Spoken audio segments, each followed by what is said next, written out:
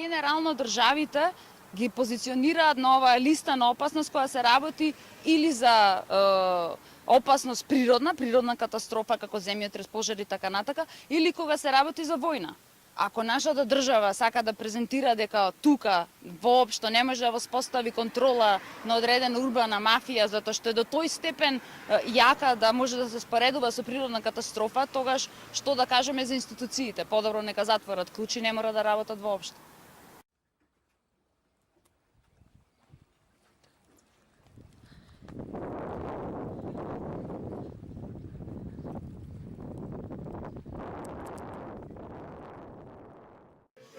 Значи, почнувајќи од 1998 година, кога ми се чини дека за прв пат во Охрид престојуваше мониторинг мисија на УНЕСКО, забелешките со секоја наредна мисија се речиси идентични.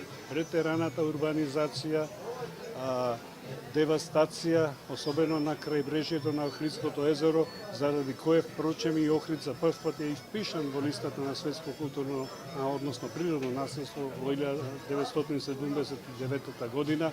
Ние како осоколени од тие забелешки почнавме уште понеконтролирано да го напаѓаме крајбрежјето, да градиме се и се што да го узурпираме не само крајбрежјето, туку дури и да заграбуваме дел од водената површина на езерото, која понекогаш сведоци сме знаеше и да дојде по своето и да си го врати.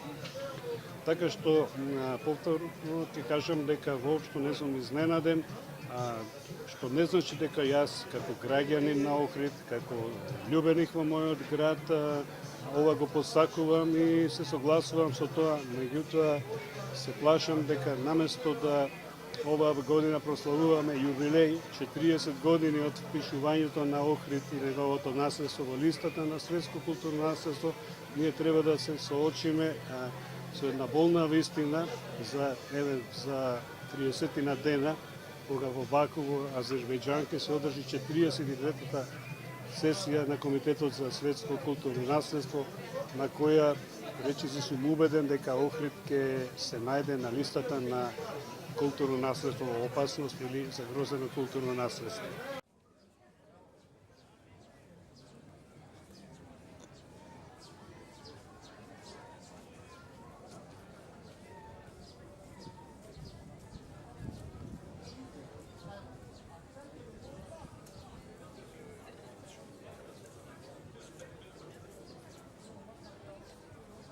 Све е кажано, прекажано, пишувано, анализирано, обсервирано, елаборирано.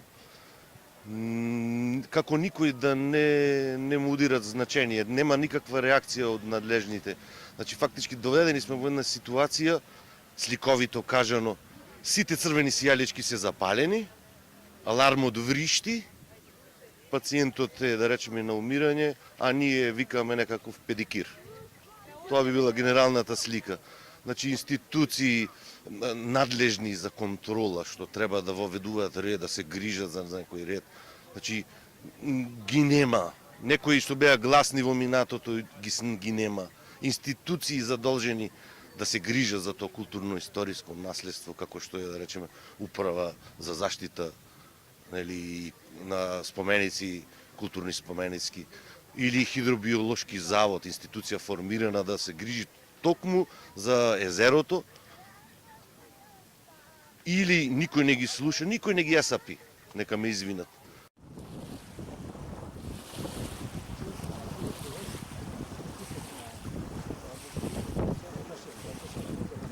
И најмали врнежи, некоја се случуваат и без врнежи, да се прелеват водата директно од колекторот во езерово.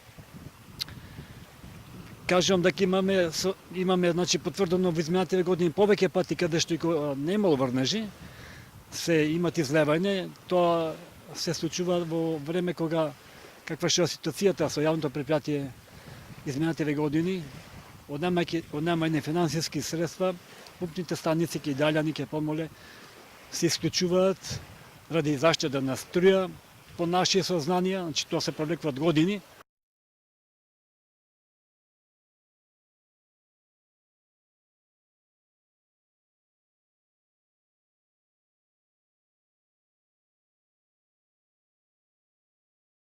За вистински да се спроведе тој мораториум мора да покажат институциите, самите институции и на локално ниво и на национално ниво политичка воља за да вистински тоа се спроведе. Затоа што имаме и ситуации каде што постојат законските одредби кои што забрануваат градба, меѓутоа не се почитуваат. Ние се треба да го убедиме тој фактор од УНЕСКО кој што ќе се занимава со нас, дека сме спремни на одредени, условно кажано, жртви ако треба да направиме, а жртва да се вика ќе урушиме 1, 2, 3 или 5 или 15 објекти, ако имаме стиска да ја направиме работа, па да сакаме да остани градот. Ако не, ќе си продолжиме да си животариме или да го уништуваме до крај и резултатот нема да биде УНЕСКО, туку ќе биде не знам што некој град кој што не ќе знаеме како се вика.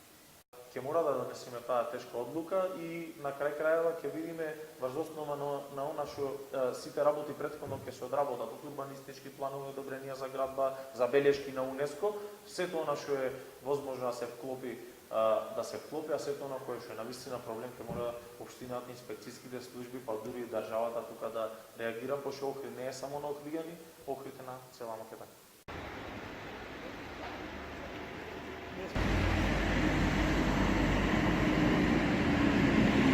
Доколку истите луѓе и ден денеска се на одредени функции, при тоа по прв ден мислам на одредени стручни служби кои што се нарече дали во министерства, дали во овие како се кажа заводи за заштита или за екологија или за било што не реагирале, која е причината сега тие да реагираат?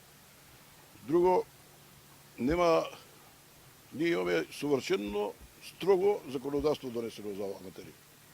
Значи нема ништо што не достига во закониве кои кога би се спровеле, веројатно не би се случувало.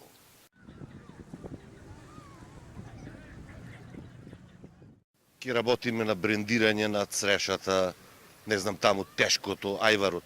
А бренд имаме. Значи, хотел, секој хотел интенција е да добие една звезда плюс. Или ресторан да добие Мишелин некое признание. Ние имаме, најголемиот бренд го имаме. Најголемото признание што можеме да го добиеме, ние го поседуваме. Значи, да стане едно место, еден регион заштитено, светски, од светот заштитено културно-историско наследство. Ние тоа го имаме, а се коцкаме. Одговорност некој мора да снеси, да се понеси. Или да се почне нешто да се сработи, конкретно на делот, декларативно, веќе изнесување овака, така не. Нешто да почне одговорност, некој да се носи, да се понесе одговорност, или пак ако не, да си подпишеме дека не сме кадарни, или со прости зборови речено да си ги засукаме ракавите и да се спремиме да садиме ориз.